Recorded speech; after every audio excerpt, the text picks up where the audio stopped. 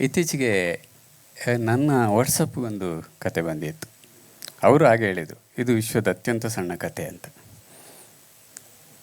ನನಗೆ ಮದುವೆ ಆಯಿತು, ಅಷ್ಟೇ, ಕತೆ ಮುಗೀತು.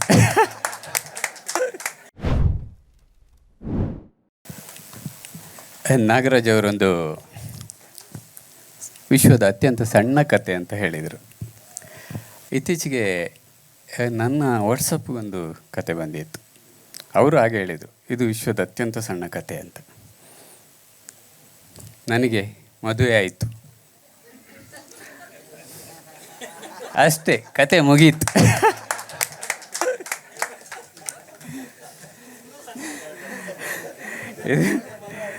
ಹೌದು.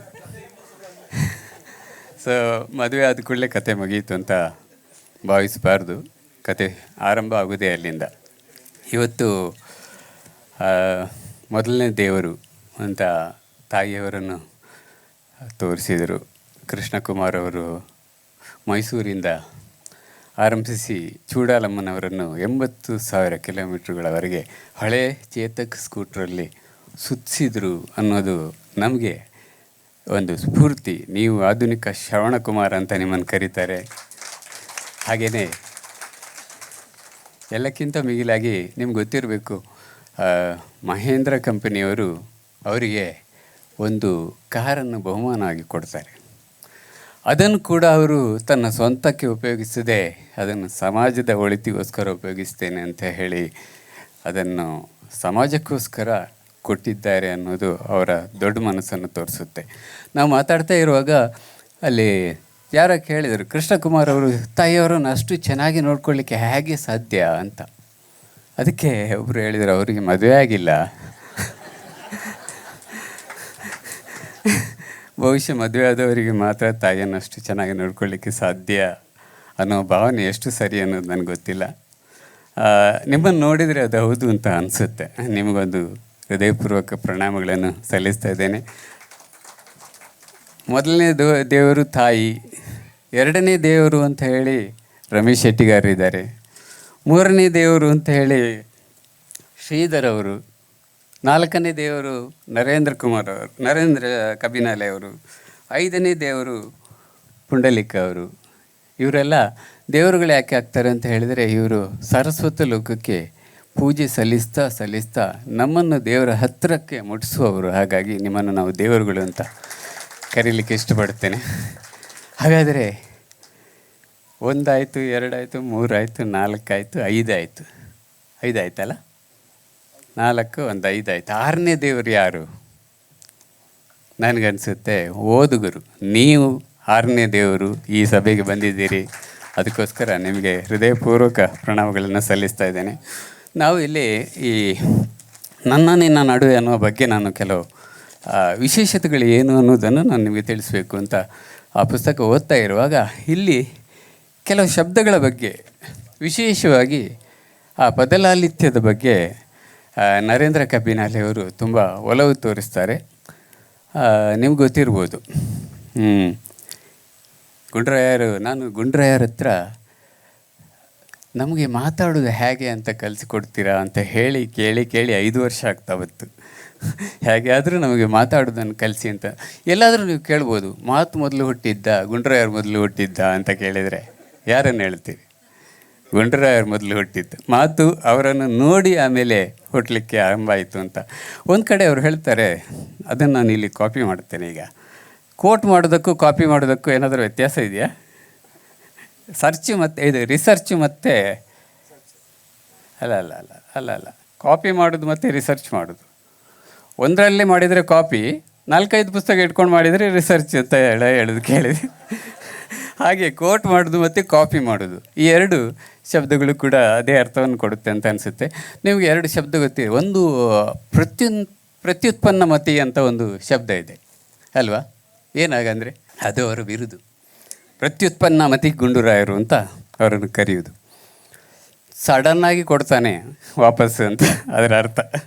ಸಡನ್ನಾಗಿ ವಾಪಸ್ ಕೊಡ್ತಾನೆ. ನಿಮ್ಗೆ ಗೊತ್ತಿದೆ, ಇವಾಗ ಭಾನುಮತಿ ಅವರಿಗೆ ಅವರು ಒಂದು ಕೊಟ್ಟರು.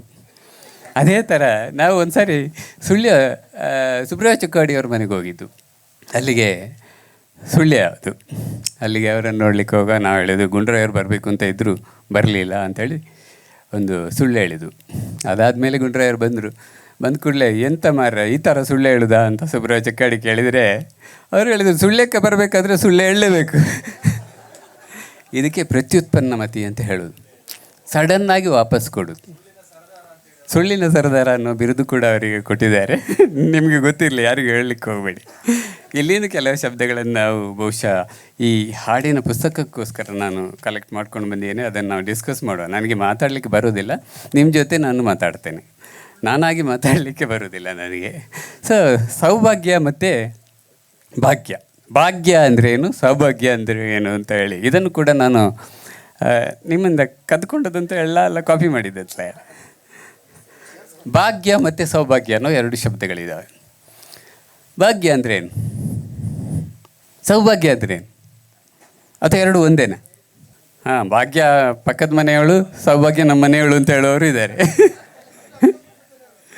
ಅಕ್ಕಪಕ್ಕದ ಮನೆಯವರು. ಹೌದು. ಅದಕ್ಕೊಂದು ತುಂಬ ಏನು ಸ್ವಾರಸ್ಯಕರವಾದ ವ್ಯಾಖ್ಯಾನವನ್ನು ಗುಂಡ್ರಾಯರು ಕೊಡ್ತಾರೆ. ನಾನು ಅದನ್ನು ನನ್ನ ರೀತಿಯಲ್ಲಿ ವ್ಯಾಖ್ಯಾನ ಮಾಡ್ತೇನೆ ಇಲ್ಲಿ. ನಾನು 2018ರಲ್ಲಿ ಒಂದು ಪುಸ್ತಕ ಬರೆದೆ. ಇವರು ಹೇಳಿದರು ಸುಳ್ಳು ಹೇಳಿದ ಸತ್ಯ ಅಂತ. ಅದನ್ನು ಬಿಡುಗಡೆ ಮಾಡಿದ್ದು ನನ್ನ ಭಾಗ್ಯ ಗುಂಡ್ರಾಯರು. ಇನ್ನು ಸೌಭಾಗ್ಯ ಅಂದರೆ ಏನು ಅಂತ ಹೇಳಿದರೆ, ಅದೇ ಗುಂಡ್ರಾಯರ ಪಕ್ಕದಲ್ಲಿ ಕೂತು ನಾನು ಇವತ್ತು ನಿಮ್ಮ ಜೊತೆ ಮಾತಾಡ್ತಾ ಇರೋದು ಇದೆಯಲ್ಲ, ಅದು ನನ್ನ ಸೌಭಾಗ್ಯ. ಸೌಭಾಗ್ಯ ಅಷ್ಟಕ್ಕೆ ನಿಲ್ಲಲ್ಲ. ಸೌಭಾಗ್ಯ ಸುಧೀಂದ್ರ ಅವರು ನನ್ನ ಪುಸ್ತಕದ ನಿರೂಪಣೆ ಮಾಡಿದರು. ಸೌಭಾಗ್ಯ ನನ್ನ ಟೋಟಲ್ ಕನ್ನಡದವರು ನನ್ನ ಪುಸ್ತಕವನ್ನು ಬಿಡುಗಡೆ ಮಾಡಿದರು. ಇವರೆಲ್ಲ ಆ ಸಂದರ್ಭದಲ್ಲಿ ಆದಷ್ಟು ಜನರು ಆ ಸಂದರ್ಭದಲ್ಲಿ ಇದ್ದರು ಅನ್ನೋದು ನನ್ನ ಸೌಭಾಗ್ಯ ಅಂತ ತಿಳ್ಕೊಳ್ತೇನೆ ಸರ್. ಅದಕ್ಕೋಸ್ಕರ ನಿಮಗೆ ಮತ್ತೊಂದು ಇದೆ ಸೀಕ್ರೆಟ್, ಅದು ಯಾರಿಗೂ ಹೇಳಲಿಕ್ಕೆ ಹೋಗಬೇಡಿ. ನಾನು ನನ್ನ ಪುಸ್ತಕವನ್ನು ಬಿಡುಗಡೆ ಮಾಡಿದರು. ನಾನು ಒಂದೇ ಪುಸ್ತಕ ಬರೆದದ್ದು, ಆಮೇಲೆ ಪುಸ್ತಕ ಬರೀಲಿಕ್ಕೆ ಆಗಿಲ್ಲ ನನಗೆ. ಆದರೂ ಒಂದೇ ಪುಸ್ತಕದಿಂದ ಇವನೊಬ್ಬ ಖ್ಯಾತ ಕವಿ ಅಂತ ಹೇಳಿ ಇದರಲ್ಲಿ ಬರಿಬೇಕಾದ್ರೆ ಅವರ ಅಮೃತ ಹಸ್ತ ಅದು ಅಮೃತ ಹಸ್ತ ಆಗಿರುತ್ತೆ ಅಂತ ನನ್ನ ಭಾವನೆ ಸರ್. ಅದಕ್ಕೋಸ್ಕರ ಮತ್ತೊಮ್ಮೆ ನಾನು ಧನ್ಯವಾದಗಳನ್ನು ಹೇಳ್ತಾ, ಈ ಪುಸ್ತಕದ ಬಗ್ಗೆ ಒಂದು 4 ಮಾತು ಹೇಳಬೇಕು. ಯಾಕಂದರೆ ಇದು ನಾನು ಓದಿದಂಥ ಕವನ ಸಂಕಲನ ಅನ್ನೋದು ಓದೋದಕ್ಕೆ ಅಷ್ಟು ಸುಲಭ ಅಲ್ಲ. ಕವನ ಓದೋದು, ಪದ್ಯ ಓದೋದು ಮತ್ತು ಗದ್ಯ ಓದೋದು ಅದು ಎರಡು ಭಿನ್ನ ರೀತಿಗಳು. ಎಲ್ರಿಗೂ ಪದ್ಯ ಓದಲಿಕ್ಕೆ ಬರೋದಿಲ್ಲ, ಎಲ್ರಿಗೂ ಗದ್ಯ ಎಲ್ಲರೂ ಓದ್ತಾರೆ. ಆದರೆ ಪದ್ಯವನ್ನು ಓದೋದಕ್ಕೆ ಅದಕ್ಕೆ ಅದರದ್ದೇ ಆದ ಒಂದು ಕೆಲವು ಶಾಸ್ತ್ರಗಳಿದ್ದಾವೆ. ಅದನ್ನು ಬಹುಶಃ ಯಾರು ಪದ್ಯ ಬರೆಯೋರಿಗೆ ಸುಲಭವಾಗಿ ಸಿಗುತ್ತೆ, ಉಳಿದವರಿಗೆ ಅದನ್ನು ಸ್ವಲ್ಪ ಗಮನವಿಟ್ಟು ಕೇಳಬೇಕಾಗತ್ತೆ. ಮತ್ತು ಒಂದು ಕಾರಣ ಇದೆ, ಪದ್ಯದ ಪುಸ್ತಕಗಳು ಯಾವತ್ತು 70 ಪೇಜಿ 80 ಪೇಜಿ ಇರುತ್ತೆ.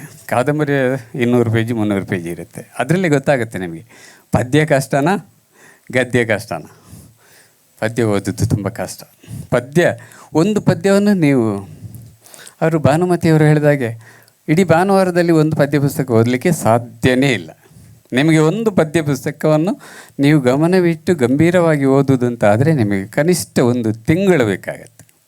ಯಾಕಂದರೆ ಇಲ್ಲಿ 80 ಪೇಜ್ ಇದ್ದರೆ 80 ದಿವಸ ಬೇಕು, ಅಥವಾ ಒಂದು ಪದ್ಯಕ್ಕೆ 2 ರಿಂದ 3 ದಿವಸ ಬೇಕು, ಅಥವಾ ಒಂದು ಪದ್ಯವನ್ನು 3-4 ಸಾರಿ ಓದಬೇಕು, ಅಥವಾ ಒಂದು ಪದ್ಯವನ್ನು ಓದ್ತಾನೇ ಇರಬೇಕು.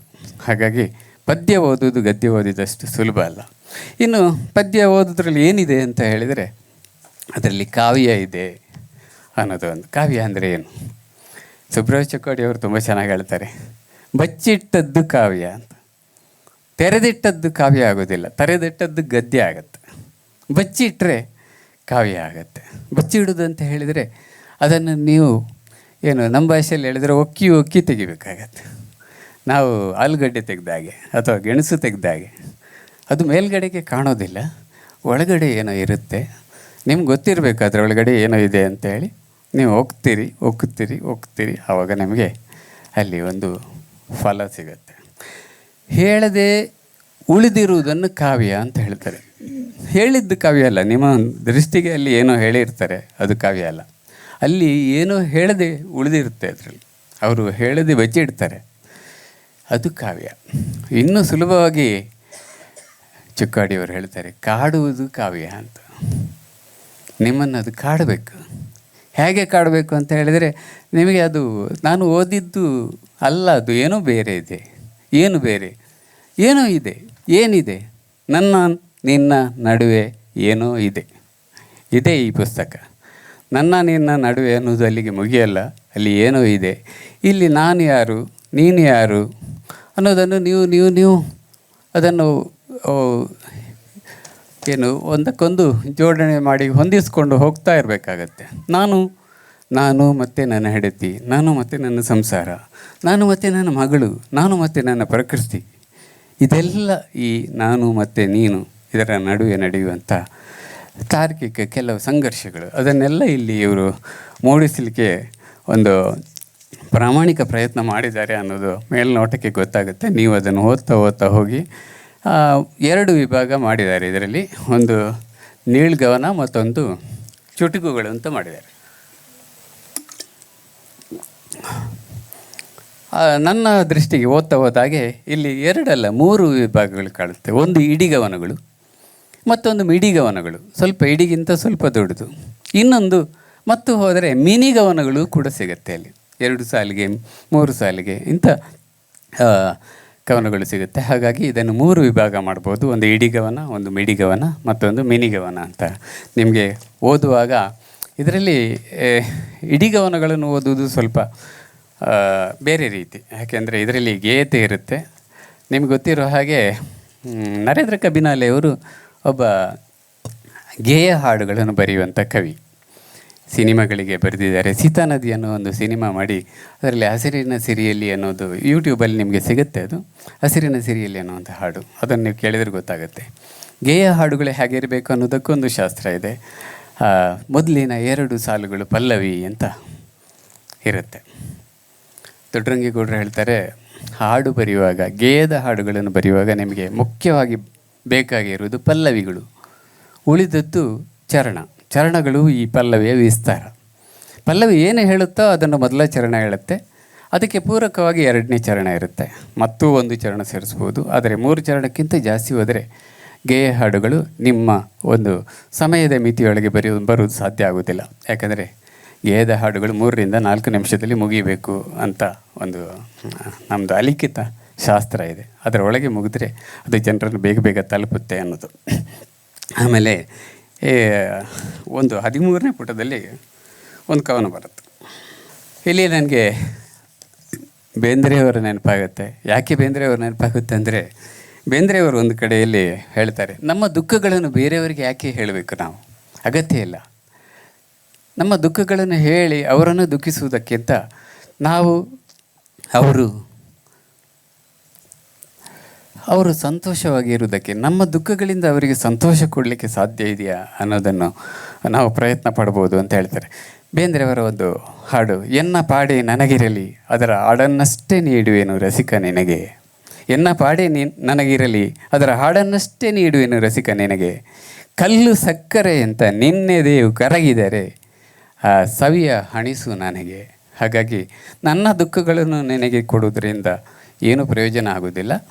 ನನ್ನ ದುಃಖದಿಂದ ನಿನಗೆ ಸುಖ ಸಿಗುವುದಾದರೆ ಆ ಸುಖವನ್ನು ನನಗೆ ವಾಪಸ್ ಕೊಡು ಅನ್ನೋದು ಬೇಂದ್ರೆಯವರ ಆ ರೀತಿಯ ಒಂದು ಸಾಲುಗಳು ಇಲ್ಲಿ ಬರುತ್ತೆ ನೋಡಿ. 10 ಅವರ ನೆನಪು ಅನ್ನೋಲ್ಲಿ ಒಂದು ಚರಣ ಬರುತ್ತೆ. ಕಡುನೋವು ಕಂಡುಂಡು ಊರೂರು ಅಲೆದಾಡಿದರು, ಕಡುನೋವು ಕಂಡುಂಡು ಊರೂರು ಅಲೆದಾಡಿದರು, ಸೂರಿತ್ತರು ಮಕ್ಕಳೆಲ್ಲರಿಗೂ ಮಿಕ್ಕಿದ್ದೆಲ್ಲವರು ಅವರವರ ಹಣೆ ಬರಹ ಅಂತ. ಎಷ್ಟು ಚೆನ್ನಾಗಿದೆ ಅಂದರೆ, ನಿಮ್ಮ ಹಣೆ ಬರಹವನ್ನು ನೀವು ಅನುಭವಿಸಿ, ಅದನ್ನು ಬೇರೆಯವರಿಗೆ ತೋರಿಸುವ ಅವಶ್ಯಕತೆ ಇರೋದಿಲ್ಲ. ನಿಮಗೆ ಗೊತ್ತಿದೆ ಬೇಂದ್ರೆಯವರಿಗೆ ಎಷ್ಟು ಮಕ್ಕಳು? ಯಾರಿಗಾದರೂ ಗೊತ್ತಿದೆಯಾ? ಬೇಂದ್ರೆಯವರ ಕಷ್ಟ ನಿಮಗೆ ಯಾರಿಗಾದರೂ ಗೊತ್ತಿದೆಯಾ? ಅವರು ಬರೀತಾರೆ, ಕುಣಿಯೋಣ ಬಾರ ಹಾಗೆ ಹೀಗೆ ಅಂತ ಎಲ್ಲ ಕಡೆ ಕುಣಿಸ್ತಾರೆ, ನಗಿಸ್ತಾರೆ, ಎಲ್ಲನೂ ಮಾಡಿದರು. ಆದರೆ ಅವರ ದುಃಖ ಏನು ಅನ್ನೋದನ್ನು ಅವರು ಯಾರಿಗೂ ಹೇಳಲಿಲ್ಲ. ನಿಮಗೆಲ್ಲ ಗೊತ್ತಿದೆ, ಬೇಂದ್ರೆಯವರಿಗೆ 9 ಮಕ್ಕಳು ಅಲ್ವಾ ಸರ್? ಬೇಂದ್ರೆಯವರಿಗೆ 9 ಮಕ್ಕಳು. 9 ಮಕ್ಕಳಲ್ಲಿ 6 ಮಕ್ಕಳು ಏನಾದರೂ ಅಕಾಲಿಕವಾಗಿ ತೀರ್ಕೊಂಡ್ರು. 6 ಮಕ್ಕಳು. ಇಂತಹ ದುಃಖ ಇರ್ಬೋದು ಅಲ್ವಾ? ಎಷ್ಟು ದುಃಖ ಅನ್ನೋದನ್ನು ಅವರು ಎಲ್ಲೂ ಹೇಳಲಿಕ್ಕೆ ಹೋಗಲ್ಲ. ನಿಮಗೆಲ್ಲ ಗೊತ್ತಿರಿದೆ. ಯಾವುದದು ಹಾಡು? ಹೌದು, ನೀ ಹೀಗೆ ನೋಡಬೇಡ ನನ್ನ ಅನ್ನೋ ಹಾಡನ್ನು ಅವರ ಲಲಿತಾ ಅನ್ನೋ ಮಗಳು ತೀರ್ಕೊಂಡಾಗ ಬರೆದಿರುವಂಥದ್ದು. ಹೇಗೆ ಬರೆದ್ರು ಅಂದರೆ, ಹುಷಾರಿಲ್ಲ ಅಂತೇಳಿ ಅವರ ಹೆಂಡತಿ ತಿಳಿಸಿದಾಗ ಪುಣೆಯಿಂದ ಅವರು ಬರ್ತಾರೆ. ಪುಣೆಯಿಂದ ಬರುವಾಗ ದಾರಿಯಲ್ಲಿ ಅವರಿಗೆ ಆ ತಳಮಳ, ಅಲ್ಲಿ ಅವರು ಬರೀತಾರೆ, ನೀ ಹೀಗೆ ನೋಡಬೇಡ ನನ್ನ. ಬಹುಶಃ ಈ ಪರಿಸ್ಥಿತಿ ಈ ರೀತಿ ಇರುತ್ತೆ ಅನ್ನೋದನ್ನು ಕಲ್ಪನೆ ಮಾಡಿಕೊಂಡು ಅವರು ಬರೀತಾರೆ. ಹೇಗೆ ನೋಡಲಿ ನಿನ್ನ, ನಿನ್ನ ದೃಷ್ಟಿಯನ್ನು ನೋಡಲಿಕ್ಕೆ ನನ್ನಿಂದ ಸಾಧ್ಯ ಇಲ್ಲ ಅಂತ ಅವರು ಹೇಳೋದು. ತಿರುಗಿ ಇಲ್ಲಿ ಬಂದಾಗ ಮಗಳು ತೀರ್ಕೊಂಡಿರ್ತಾಳೆ, ಎಲ್ರಿಗೂ ಗೊತ್ತಿರುತ್ತೆ ಅಲ್ವಾ. ಆದರೆ ನಿಮಗೆ ಇನ್ನೊಂದು ಗೊತ್ತಿಲ್ಲದ ವಿಷಯ ಇದೆ ಅಲ್ಲಿ. ಹೆಂಡತಿಗೆ ಈ ಹಾಡು ಪ್ರಕಟ ಆಗುತ್ತೆ, ಎಲ್ಲ ಕಡೆ ಪ್ರಸಿದ್ಧಿ ಆಗುತ್ತೆ. ಆದರೆ ಅವರು ಯಾವತ್ತೂ ಹೆಂಡತಿಗೆ ಈ ಹಾಡನ್ನು ನಾನು ಲಲಿತನಿಗೋಸ್ಕರ ಬರೆದಿದ್ದೆ ಅಂತ ಎಲ್ಲೂ ಹೇಳಲ್ಲ, ಯಾವತ್ತೂ ಹೇಳಲ್ಲ. 32 ವರ್ಷದ ನಂತರ ಹೆಂಡತಿ ತೀರ್ಕೊಂಡಾಗ ಅವರು ವಾಮನ ಬೇಂದ್ರೆಯವರನ್ನು ಕರೆದು ಹೇಳ್ತಾರಂತೆ, ಈ ಹಾಡನ್ನು ನಾನು ಲಲಿತನಿಗೋಸ್ಕರ ಬರೆದೆ, ಆ ನೋವನ್ನು ನಾನು ನನ್ನ ಹೆಂಡತಿಗೆ ಹೇಳ್ಕೊಳ್ಳಿಕ್ಕೆ ನನ್ನ ಹತ್ರ ಆಗಿಲ್ಲ ಅಂತ. ಈ ರೀತಿಯ ಭಾವಗಳಿದೆಯಲ್ಲ, ಅದನ್ನೆಲ್ಲ ಇಟ್ಕೊಂಡು ನೀವು ಪುಸ್ತಕವನ್ನು ಓದ್ತಾ ಹೋದಾಗ ನಿಮಗೆ ಆ ಭಾವನೆಗಳು ಅಲ್ಲಲ್ಲಿ ಕಾಣಸಿಗುತ್ತೆ. ಬಹುಶಃ ಆ ತಳಮಳಗಳು ಅವರಿಗೆ ಹತ್ತಿರ ಇರುವವರಿಗೆ ಗೊತ್ತಿರ್ಬೋದೇನೋ, ಅದನ್ನು ಇಲ್ಲಿ ಅವರು ಬಿಂಬಿಸಲಿಕ್ಕೆ ಪ್ರಯತ್ನ ಪಟ್ಟಿದ್ದಾರೆ ಅಂತ ನನಗನ್ಸುತ್ತೆ. ಅದು ನನ್ನ ಮನಸ್ಸನ್ನು ಕಾಡಲಿಕ್ಕೆ ಕೂಡ ಆರಂಭ ಆಯಿತು. ಇನ್ಮೇಲೆ ಇವ್ರದ್ದು ಬೇಂದ್ರೆಯವರ ಬಗ್ಗೆ ಹೇಳ್ತಾನೆ. ನಿಮ್ಮನ್ನು ಇವತ್ತು ಜಾಸ್ತಿ ನಾನು ಬೇಂದ್ರೆಯವರಿಗೆ ಯಾಕೆ ನೆನಪಿಸ್ಕೊಳ್ತಾ ಇದ್ದೇನೆ ಅಂತ ಹೇಳಿದರೆ, ಇಲ್ಲಿ ಬರುವ ಕೆಲವಾರು ವಿಷಯಗಳು ಬೇಂದ್ರೆಯವರಿಗೆ ತುಂಬ ಹತ್ತಿರವಾಗಿದೆ ಅಂತ ನನಗೆ ಅನ್ನಿಸ್ತಾ ಇತ್ತು. ಹಾಗಾಗಿ ಬೇಂದ್ರೆಯವರು ಎಲ್ರಿಗೂ ಗೊತ್ತಿದೆ, ಪದಲಾಲಿತ್ಯಕ್ಕೆ ಹೆಸರಾದವರು. ಹಾಗಾಗಿ ಅವರ ಎಲ್ಲ ಹಾಡುಗಳಲ್ಲಿ ಆ ಪದಲಾಲಿತ್ಯ ಒಂದು ಎಷ್ಟು ಚೆನ್ನಾಗಿರುತ್ತೆ ಅಂತ ಹೇಳಿದರೆ, ಅದನ್ನು ಇವರು ಇಲ್ಲಿ ಕಾಪಿ ಮಾಡಿದಾರಾ ಅಥವಾ ಸ್ಫೂರ್ತಿ ಪಡೆದಿದ್ದಾರಾ ಏನು ಅಂತ ಅವರೇ ಹೇಳಬೇಕು ನಮಗೆ. ಆದರೂ ಇದನ್ನೊಂದು ನಿಮಗೋಸ್ಕರ ಓದ್ತೇನೆ ನಾನು. ಮುದ್ದಿನ ಕಣ್ಮಣಿಗಳು ಅಂತ. ಮನೆ ಮನ ತುಂಬಿ ಮುಚ್ಚಿಸೋ ಮಗು, ಅದು ಬಹುಶಃ ಮೆಚ್ಚಿಸೋ ಮಗು ಅಂತ ಇರಬೇಕು, ಮಚ್ಚಿಸೋ ಮಗು. ಮನೆ ಮನೆ ತುಂಬಿ ಮಚ್ಚಿಸೋ ಮಗು, ಮಕ್ಕಳೇ ಮಾನವೀಯತೆಯ ಮಾಧುರ್ಯ ಮಿದುವಾಗಿ ಮಿಡಿದು ಮಿನುಗಿ ಮಿನುಸಾಗಿ ಮೇಷವಿರದೆ ಮೀರದೆ ಮೀಸಲಾಗಿಸಿ ಮುದ್ದಾದ ಮುಖದ ಮುಗ್ಧತೆಯ ಮುಗುಳ್ನಗೆ ಮೂಡಲ ದಿಕ್ಕಿನ ಮೂರ್ತಿಯಂತಿರಲು ಮೃದುವಾದ ಮೃದು ಲತೆಯಂದದಲ್ಲಿ ಮೆಲುಪಲಿ ನುಡಿಗಳ ಆಡಿ ಮೆರೆದು ಮೇಲುಗೈ ಮೇಳವಿಸಿ ಮೇಲಾಗಿ ಮೈಮನ ಮೈದೋರಿ ಮೈಯೊಳಗಾಡುತ್ತಾ ಮೊಗ್ಗರದಲ್ಲಿ ಮೊದಲಾಗಿ ಮೊಳಗಿ ಮೋಸವಿರದ ಮೋಹನ ಮೋಡಿ ಮಾಡುವ ಮೌಢ್ಯವಿರದ ಮೌಲ್ಯದೊಳು ಮೌಲ್ಯವೆನಿಸುವ ಮಂಗಲಮಯ ಮಂಜುಳ ಮಂದಾರ ಹೂಗಳೇ, ಮಹಾಭಿಮಾನದ ಹಾರೈಕೆಯ ಮಹಾಪೂರ್ವವು ನಿಮಗೆ. ಎಷ್ಟು ಚಂದದ ಪದಗಳ ಸಾಲು ಇದು. ಹಾಗಾಗಿ ಈ ಪದಲಾಲಿತ್ಯ ಬಹುಶಃ ಹೆಚ್ಚಿನವರಿಗೆ ಬರಲಿಕ್ಕೆ ಸಾಧ್ಯ ಇಲ್ಲ. ಈ ಕಲೆ ನಿಮಗೆ ಸಿದ್ಧಿಸಿದೆ, ಅದನ್ನು ಮುಂದುವರಿಸ್ಕೊಂಡು ಹೋಗಿ. ಬಹುಶಃ ಬೇಂದ್ರೆಯವರ ಮಟ್ಟಕ್ಕೆ ಮುಟ್ಟಿ ಅಂತ ಹೇಳೋದಿಲ್ಲ, ಅವರು ಹೇಳಿದಾಗೆ 1001 ಕವನ ಆದರೂ ಬರಿಬೇಕು. 1001 ಕವನ, ಒಂದಾದರೂ ಪರವಾಗಿಲ್ಲ, ಅದಕ್ಕೆ 1000 ಇರಬಾರ್ದು. ಅಂತಹ ಒಂದು ಕವನವನ್ನಾದರೂ ನೀವು ಬರೀಲಿಕ್ಕೆ ಸಾಧ್ಯ ಇದೆ ಅಂತ ನನಗೆ ಈ ಪುಸ್ತಕ ಓದಿದಾಗ ಗೊತ್ತಾಯಿತು. ಆಮೇಲೆ ಕೆಲವು ಶಬ್ದಗಳನ್ನು ನಾವು ಇವತ್ತು ಚುಟುಕುಗಳು ಅಂತ ಹೇಳಿದರೆ ಅದಕ್ಕೊಂದು ಸಣ್ಣ ಡೆಫಿನೇಷನ್ ಏನಂದರೆ, ಕಿರಿದರೊಳ್ ಪಿರಿದರ್ಥಂ, ಸಣ್ಣದರಲ್ಲಿ ದೊಡ್ಡ ಅರ್ಥ ಕೊಡಬೇಕು. ಇದಕ್ಕೆ ಇಷ್ಟೇ ಸಾಲು ಇರಬೇಕು, ಇಷ್ಟೇ ಪದಗಳಿರಬೇಕು ಅಂತ ಯಾವುದೇ ರೀತಿಯ ಇದಿಲ್ಲ. ಕೆಲವರಿಗೆ ಇದರ ಬಗ್ಗೆ ಚುಟುಕುಗಳ ಬಗ್ಗೆ ಒಂಥರ ಅಸಡ್ಡೆ ಇದೆ. ಆದರೆ ಕೆಲವರು ಹೇಳೋದಿದೆ, ಚುಟುಕುಗಳು ಕಾವ್ಯದ ಸಾಲಿನಲ್ಲಿ ನಿಲ್ಲುವುದಿಲ್ಲ, ಚುಟುಕುಗಳು ಅಥವಾ ನಿಮ್ಮ ಪದ ಚಮತ್ಕಾರಗಳು ಅದು ಕಾವ್ಯ ಅಲ್ಲ ಅಂತೆಲ್ಲ ಹೇಳೋರು ಇದ್ರೂ ನನಗೆ ಅನಿಸುತ್ತೆ ಸರ್ವಜ್ಞ 3 ಸಾಲಲ್ಲಿ ಬರೆದವನು ಅಲ್ವಾ, ಅವನು ಯಾವ ಸಾಲಲ್ಲಿ ನಿಲ್ಲಬೇಕಾಗತ್ತೆ? ಮಂಕುತಿಮ್ಮನ ಕಗ್ಗ ಬರೆದಂಥ DVC ಅವರು ಯಾವ ಸಾಲಲ್ಲಿ ನಿಲ್ಲಬೇಕಾಗತ್ತೆ? ದಿನಕರ ದೇಸಾಯಿ ಅವರು ಯಾವ ಸಾಲಲ್ಲಿ? ಎಲ್ಲ ಬಿಟ್ಟು ಕೊನೆಗೆ ನಮ್ಮ ಡುಂಡಿರಾಜರು ಯಾವ ಸಾಲಲ್ಲಿ ನಿಲ್ತಾರೆ? ಹಾಗಾಗಿ ಚುಟುಕು ಬರೆದ ಕೂಡಲೇ ನಾನು ಕಾವ್ಯ ಆಗುವುದಿಲ್ಲ ಅನ್ನೋ ಭಾವನೆ ಖಂಡಿತವಾಗಿ ತಪ್ಪು. ಇದು ಪೂರ್ವಾಗ್ರಹ. ಕೆಲವರಿಗೆ ಆ ಬಗ್ಗೆ ಒಂದು ಅಸಡ್ಡೆ ಇದೆ. ಕೆಲವು ಸಭೆಗಳಲ್ಲಿ ಅದನ್ನೆಲ್ಲ ಹೇಳುವುದನ್ನೆಲ್ಲ ನಾನು ಕೇಳಿದ್ದೇನೆ.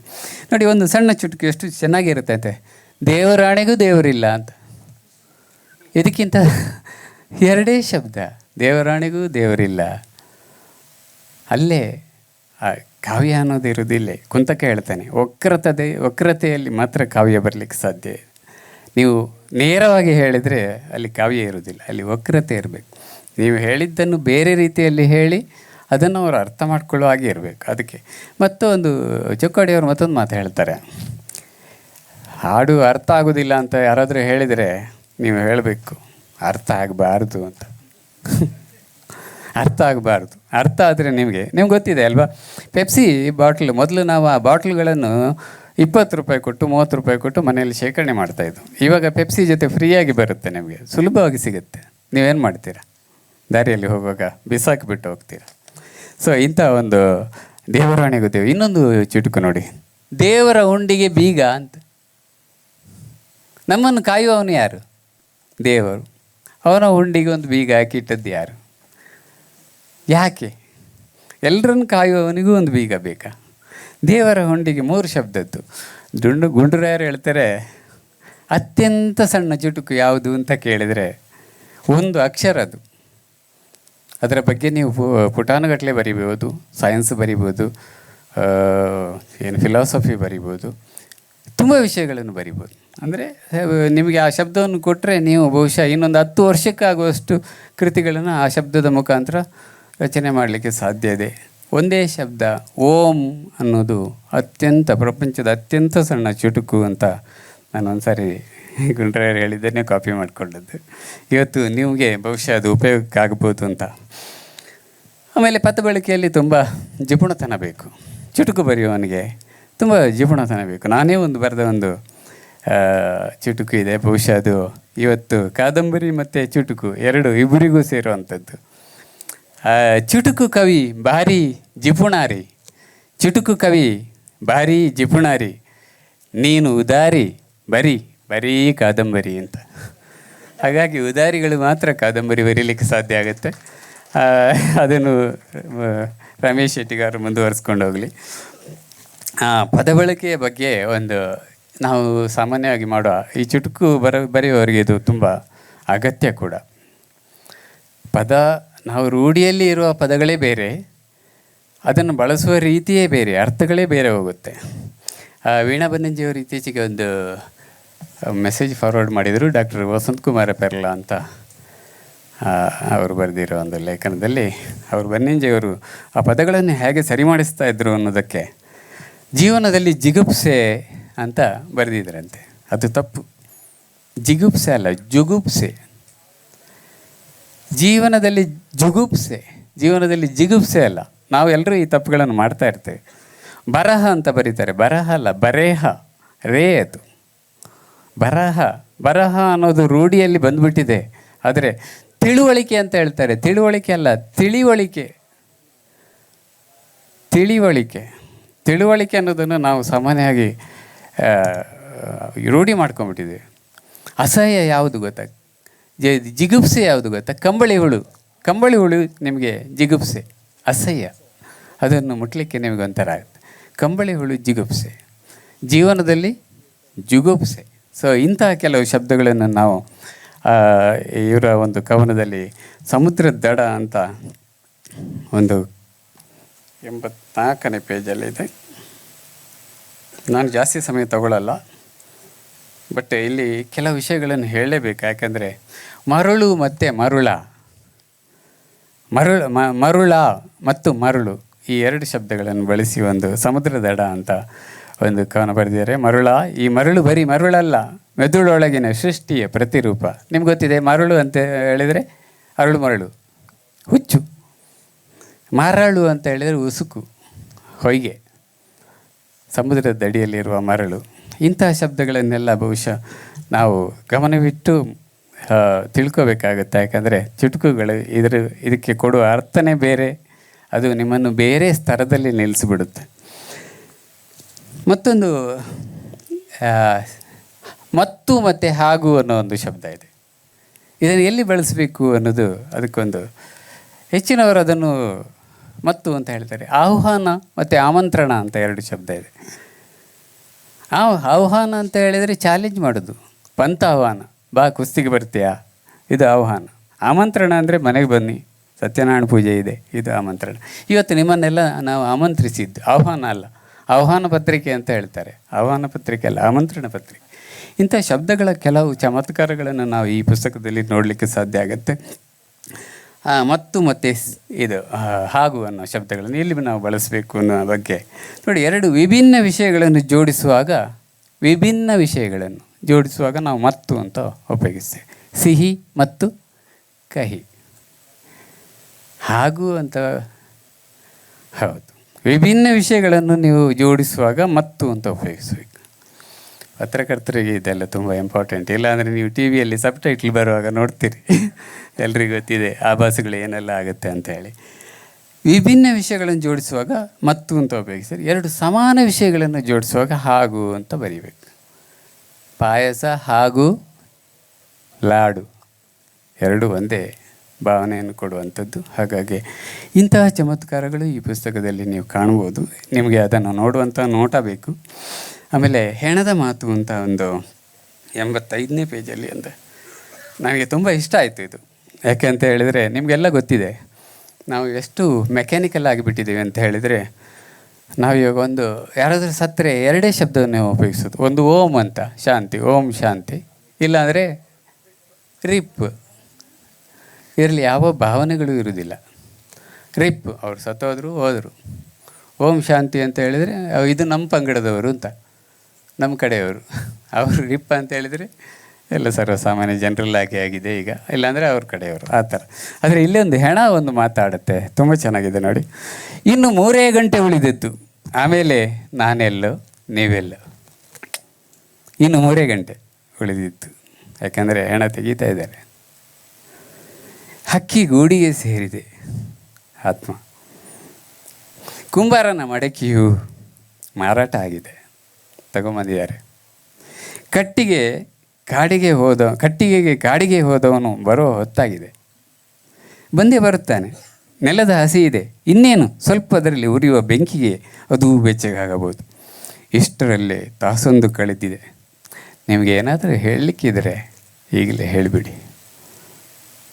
ನಾನು ಸುಡುವ ಮೊದಲು ನನ್ನ ಬೆನ್ನ ಹಿಂದಿನ ಮಾತು, ಅವನು ತುಂಬ ಒಳ್ಳೆಯವನು, ತುಂಬ ಚೆನ್ನಾಗಿ ಇದು ಮಾಡಿದ, ಹಾಗೆ ಮಾಡ್ದ, ಹೀಗೆ ಮಾಡಿದ, ಪುಣ್ಯವಂತ, ಸತ್ಯವಂತ. ಆಮೇಲೆ ನೀವು ಹೇಳೋದು ಬೇಡ, ಈಗ ಹೇಳಿ. ನಿಮಗೆ ಕೊನೆಯ ಅವಕಾಶ, ಜೀವಂತ ಇರುವಾಗ ಹೇಳಿ. ಆಗಿಲ್ಲ ಅಂದರೆ ಅಟ್ಲೀಸ್ಟ್ ನನ್ನ ಹೆಣ ತೆಗೆಯುವುದರ ಮೊದಲು ಹೇಳಿ ಅನ್ನೋ ಒಂದು ಭಾವನೆಯನ್ನು ತುಂಬ ಮಧುರವಾಗಿ ಕಟ್ಟಿಕೊಟ್ಟಿದ್ದಾರೆ. ಬಹುಶಃ ಸಮಯದ ಅಭಾವ ಇದೆ ಅಂತ ಅನಿಸುತ್ತೆ. ನಾನೊಂದು 2 ವಿಷಯಗಳನ್ನು ಹೇಳ್ಕೊಂಡ್ಬಿಟ್ಟು ನಾನು ಮುಗಿಸ್ಬಿಡ್ತೇನೆ. ಹೇಗೆ ಜೀವನದಲ್ಲಿ ಬಂದದ್ದನ್ನೆಲ್ಲ ಹೇಗೆ ಸ್ವೀಕರಿಸಬೇಕು ಅನ್ನೋದ್ರ ಬಗ್ಗೆ ಇದರಲ್ಲಿ ಕವನಗಳಿದ್ದಾವೆ. ನೀವು ಓದಿದ ಕೂಡಲೇ ಇನ್ನೊಮ್ಮೆ ಓದಿ, ಮತ್ತೊಮ್ಮೆ ಓದಿ, 10 ಸಾರಿ ಓದಿ. ಆವಾಗ ಈ ನಾನು ಹೇಳಿದ ವಿಚಾರಗಳೆಲ್ಲ ನಿಮಗೆ ತನ್ನಷ್ಟಕ್ಕೆ ಹೊಳೆಯುತ್ತೆ. ಇಲ್ಲೊಂದು ಜೀವನ ಅನ್ನೋ ಒಂದು ಕವನ ಇದೆ, 94ನೇ ಪೇಜಲ್ಲಿದೆ. ಬಾಲ್ಯದ ಇಡ್ಲಿ ದ್ರವರೂಪ. ಅದಕ್ಕೇನು ಹೇಳ್ತೀರಿ? ನಮ್ಮ ಬಂದವನ್ ಪೈಕಿ ಹಸಿ ಹಿಟ್ಟು. ಬಾಲ್ಯದ ಇಡ್ಲಿ ದ್ರವರೂಪ, ಯೌವನದಲ್ಲಿ ಘನರೂಪ, ಮುಪ್ಪಿನಲ್ಲಿ ಮಿಶ್ರಣ. ಸಾಂಬಾರು ಹಾಕ್ತಾರೆ ಅದಕ್ಕೆ. ಇನ್ನೇನು ಮುಗೀತು, ಸಾಂಬಾರು ಹಾಕಿದ ಮೇಲೆ ಅಲ್ಲಿಗೆ ಮುಗೀತು. ನಮ್ಮ ಬದುಕು ಕೂಡ ಅಷ್ಟೇ. ಹಾಗಾಗಿ ನೀವು ಬದುಕನ್ನು ಯಾವ ರೀತಿ ಬರುತ್ತೋ ಆ ರೀತಿಯಲ್ಲಿ ಸ್ವೀಕಾರ ಮಾಡೋದನ್ನು ಕಲಿಬೇಕು. ಇದಕ್ಕೆ ಒಂದು ಉದಾಹರಣೆ, ನಿಮಗೆ ಉದಯ್ ಶಂಕರ್ ಅವರ ಬಗ್ಗೆ ಗೊತ್ತಿದೆ. ಉದಯ್ ಶಂಕರ್ ಅವರು ಜೀವನವನ್ನು ಎಷ್ಟು ಲಘುವಾಗಿ ಸ್ವೀಕಾರ ಮಾಡಿದರು ಅನ್ನೋದಕ್ಕೆ ಅವರು ಒಂದು ಭರ್ಜರಿ ಬೇಟೆ ಅನ್ನೋ ಒಂದು ಸಿನಿಮಾದಲ್ಲಿ ಒಂದು ಹಾಡು ಬರೀತಾರೆ. ನಿಮ್ಗೆ ಗೊತ್ತಿರುತ್ತೆ ಎಲ್ರಿಗೂ. ಸ್ವೀಟಿ ನನ್ನ ಜೋಡಿ, ಬ್ಯೂಟಿ ನನ್ನ ಜೋಡಿ, ಈಗ ಲೈಫು ಲವ್ಲಿ ಲವ್ಲಿ. ಈ ಕೊನೆ ಸಾಲನ್ನು ಗಮನಿಸ್ಕೊಳ್ಳಿ. ಯಾರೋ ಒಬ್ರು ಕೇಳಿದ್ರಂತೆ ಅವ್ರ ಹತ್ರ, ಏನಪ್ಪ 52ನೇ ವರ್ಷದಲ್ಲೇ ಸ್ವೀಟಿ, ಬ್ಯೂಟಿ, ಜೋಡಿ ಎಲ್ಲ ಏನೈತಿ ನಿನ್ನ ಕತೆ ಅಂತ ಕೇಳ್ತಾರೆ. ಅದಕ್ಕೆ ಅವರ ಒಂದು ಇದನ್ನು ಎಷ್ಟು ಚೆನ್ನಾಗಿ ಹೇಳ್ತಾರೆ ಅಂದರೆ, ಏನು ಮಾಡಲಪ್ಪ, ನನಗೆ ಡಯಾಬಿಟೀಸ್ ಬಂದಿದೆ ಅಂತ. ಡಯಾಬಿಟೀಸನ್ನು ಅವರು ಸ್ವೀಟಿ ನನ್ನ ಜೋಡಿ, ಬ್ಯೂಟಿ ನನ್ನ ಜೋಡಿ ಅಂತ ಹೇಳಿದ್ದು. ಅದಕ್ಕಿಂತಲೂ 3ನೇ ಸಾಲು, ಈಗ ಲೈಫು ಲವ್ಲಿ ಲವ್ಲಿ.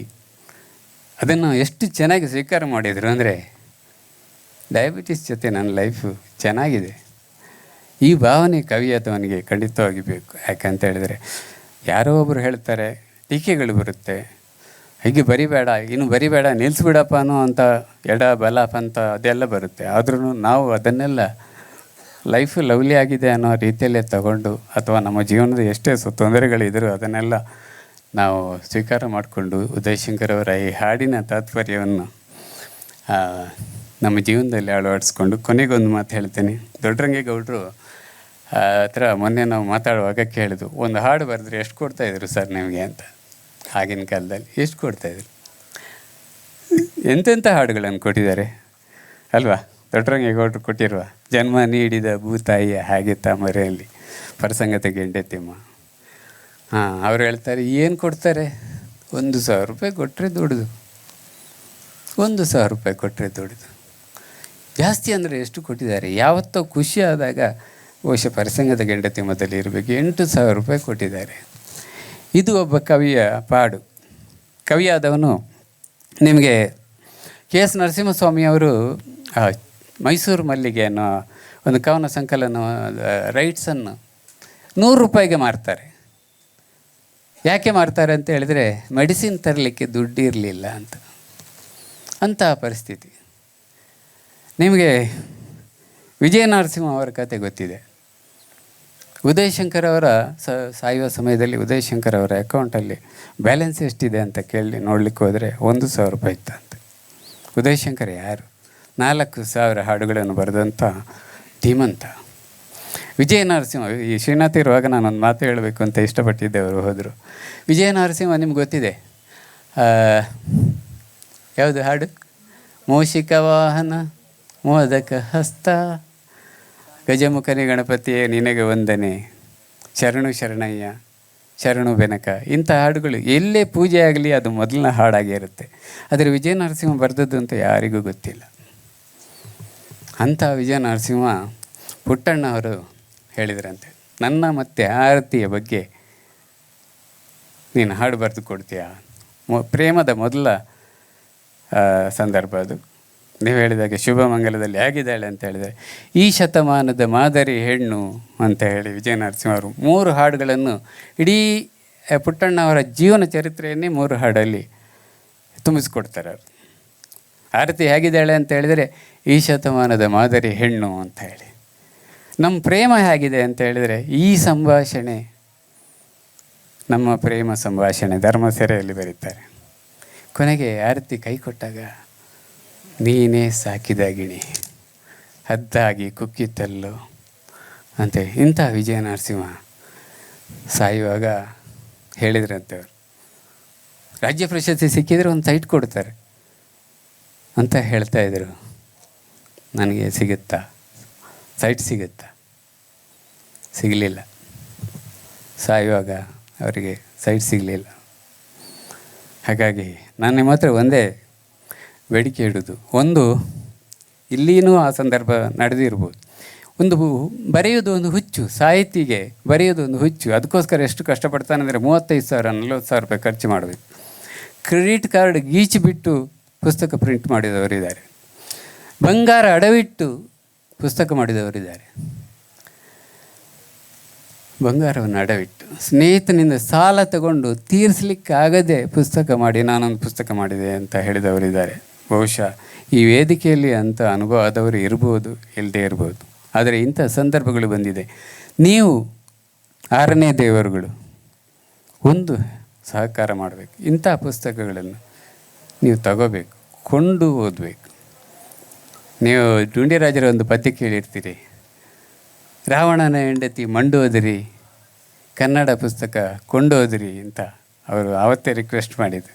ನಾವು ಲಕ್ಷ್ಮೀಕಾಂತ್ ಹತ್ರ ಮಾತಾಡುವಾಗ ಅವ್ರು ಹೇಳ್ತಾಯಿದ್ರು, ಕೊಂಡೋಗೋದು ಬಿಡಿ ಮಾರ್ರೆ, ಕದ್ಕೊಂಡು ಹೋಗ್ತಾರೆ ಅಂತ. ಪುಸ್ತಕದ ಅಂಗಡಿಯಲ್ಲಿ ಕದ್ಕೊಂಡು ಹೋಗ್ತಾರೆ ಅಂತ. ಆವಾಗ ನಾನು ಒಂದು ಬರೆದಿದ್ದೆ, ಕನ್ನಡದ ಪುಸ್ತಕ ಕದ್ಕೊಂಡು ಹೋಗೋದಿರಿ, ಕನ್ನಡದ ಪುಸ್ತಕ ಕದ್ಕೊಂಡು ಹೋಗೋದಿರಿ, ಕನ್ನಡದ ಪುಸ್ತಕ ಕೊಂಡ್ಕೊಂಡು ಓದಿರಿ ಅಂತ. ಸೊ ಹಾಗಾಗಿ ಎಲ್ಲರ ಹತ್ರ ರಿಕ್ವೆಸ್ಟು, ಬೇಕಾದಷ್ಟು ಪುಸ್ತಕಗಳಿದ್ದಾವೆ, ನೀವು ಅದನ್ನೆಲ್ಲ ಪರ್ಚೇಸ್ ಮಾಡಿ. ಓದ್ತಿರೋ ಬಿಡ್ತಿರೋ ಸೆಕೆಂಡ್ರಿ, ಪರ್ಚೇಸ್ ಮಾಡಿ ಅವ್ರು ಹೇಳಿದಾಗೆ ಒಂದು ಕಡೆ ಇಟ್ಟುಬಿಡಿ. ನಿಮ್ಮ ಮಕ್ಕಳು ಅದನ್ನು ನೋಡ್ತಾರೆ, ಇದು ಏನು ಅಂತ ಒಂದಲ್ಲ ಒಂದು ದಿನ ಓದ್ತಾರೆ. ನಾವು ಏನು ಬಿಗಿನಿಂಗಿಂದ ಓದ್ಕೊಂಡು ಬಂದವರಲ್ಲ, ನಮಗೂ ಒಂದು ಕಡೆ ಓದಬೇಕು ಅಂತ ಮನಸ್ಸಾಯಿತು, ಹಾಗೆ ಓದಿದ್ದು. ಎಲ್ಲರಲ್ಲಿ ರಿಕ್ವೆಸ್ಟ್ ಅಷ್ಟೇ, ಪುಸ್ತಕಗಳನ್ನು ಓದಿ ಪ್ರೋತ್ಸಾಹ ಮಾಡಿ. ಹಾಗಾಗಿ ಅವರು 2ನೇ ಪುಸ್ತಕ, ಈಗ 2ನೇ ದೇವರು ಬಂದಾಗೆ 3ನೇ ದೇವರು ಬರೋ ಚಾನ್ಸಸ್ ಇರುತ್ತೆ. ಇಲ್ಲ ಅಂತ ಹೇಳಿದರೆ 2ನೇ ದೇವರಲ್ಲಿ ಅವ್ರು ನಿಲ್ಲಿಸ್ಬಿಡ್ತಾರೆ. ಹಾಗಾಗಬಾರ್ದು. ಎಲ್ಲರೂ ಪುಸ್ತಕಗಳನ್ನು ಓದಿ. ನನ್ನ ಮಾತುಗಳಲ್ಲಿ ಏನಾದರೂ ತಪ್ಪಿರ್ಬೋದು. ನಾನು ಯೋಚನೆ ಮಾಡ್ತಾಯಿದ್ದೆ, ಗುಂಡ್ರಾಯವರು ಮಾತಾಡಿದ ಮೇಲೆ ಏನು ಮಾತು ಉಳಿದಿದೆ? ಏನು ಮಾತು ಉಳಿದಿರಲ್ಲ. ನನಗೆ ಅನಿಸಿದ್ದನ್ನು ಇಲ್ಲಿ ಹೇಳಿದ್ದೇನೆ. ಇಲ್ಲಿ ಈ ಪುಸ್ತಕದಲ್ಲಿ ಬಹುಶಃ ಇವರು ನರೇಂದ್ರವರು ತನ್ನಿಂದ ಎಷ್ಟು ಬಸಿಲಿಕ್ಕೆ ಸಾಧ್ಯ ಇದೆಯೋ ಅಷ್ಟು ಬಸಿದು ಕೊಟ್ಟಿದ್ದಾರೆ. ನೀವು ಅದನ್ನು ನಿಮ್ಮ ಬೊಗಸೆಯಲ್ಲಿ ತುಂಬಿಕೊಳ್ಳುವಂಥ ಕೆಲಸ ಮಾಡಬೇಕು. ಬರೀ ಇದೇನು ಕವನ ಪುಸ್ತಕ, ಇದರಲ್ಲಿ ಏನಿದೆ ನನಗೆ ಅರ್ಥ ಆಗಿಲ್ಲ, ಇಲ್ಲ, ಓದಿ, ಇನ್ನೊಂದು ಸಾರಿ ಓದಿ. ಏನು ಅಥವಾ ನಿಮಗೆ ಅದನ್ನು ಹೊಂದಿಸ್ಕೊಂಡು ಓದಿ. ನನ್ನ ಜೀವನಕ್ಕೆ ಇದರಲ್ಲಿ ಏನಾದರೂ ಹೊಂದಿಕೆ ಆಗುತ್ತಾ ಅಂತ ಓದಿ. ಎಲ್ಲ ಒಂದು ಕಡೆ ಅದು ಖಂಡಿತವಾಗಿ ನಮಗೆ ಹೊಂದಿಕೆ ಆಗುತ್ತೆ. ನನಗೆ ಇಲ್ಲಿ ನನ್ನನ್ನೇ ನೋಡಿ ಬರೆದ್ರೆ ಅನ್ನೋ ಕೆಲವು ಕವನಗಳು ನನಗೆ ಸಿಕ್ಕಿತ್ತು. ಹಾಗಾಗಿ ಎಲ್ರಿಗೂ ಒಳ್ಳೆಯದಾಗಲಿ. ನನ್ನ ಮಾತುಗಳಿಗೆ ಕಿವಿಯಾದ್ದಕ್ಕೆ ಎಲ್ರಿಗೂ ಥ್ಯಾಂಕ್ಸ್ ಹೇಳ್ತಾ ನನ್ನ ಮಾತುಗಳನ್ನ ಮುಗಿಸ್ತೀನಿ.